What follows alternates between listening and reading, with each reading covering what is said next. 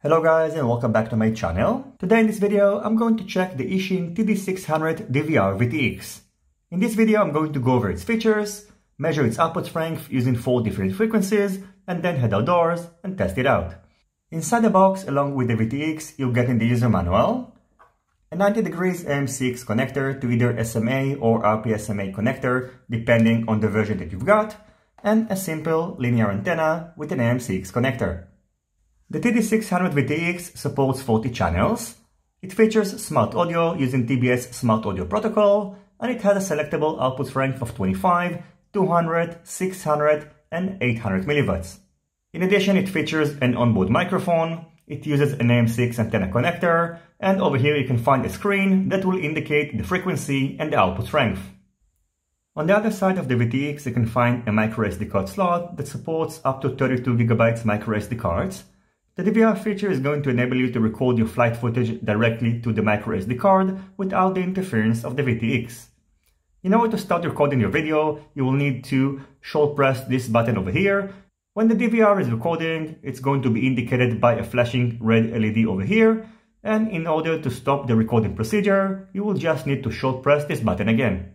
A new file is going to be created every 5 minutes, and you have to remember to stop recording your videos before unplugging your battery, otherwise your file is not going to be saved. The second button over here is going to enable you to configure the VTX manually in case you're not going to use the smart audio feature.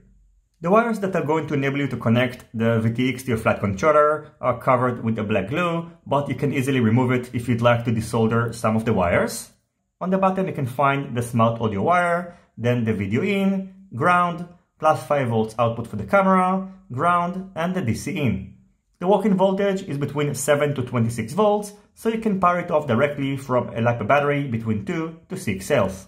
The total weight of the VTX, including the full length of the wires, is 10.9 grams.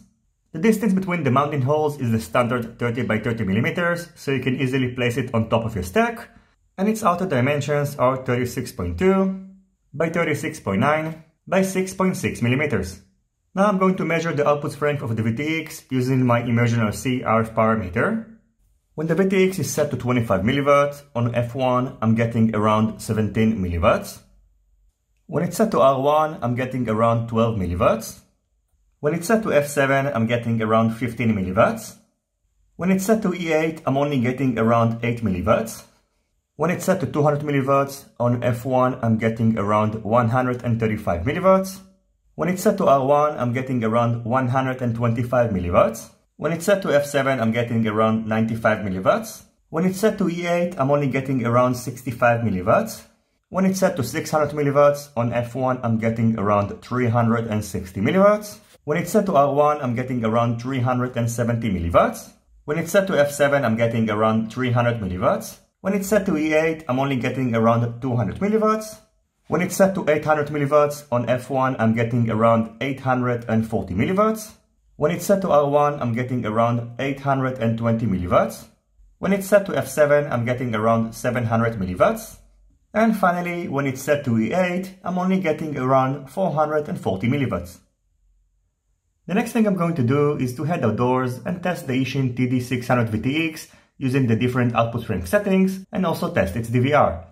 I hope you will enjoy the rest of this video. As always, if you have any questions, feel free to ask them in the comment section down below.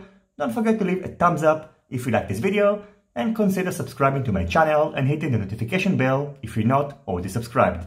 See you in my next videos, and goodbye.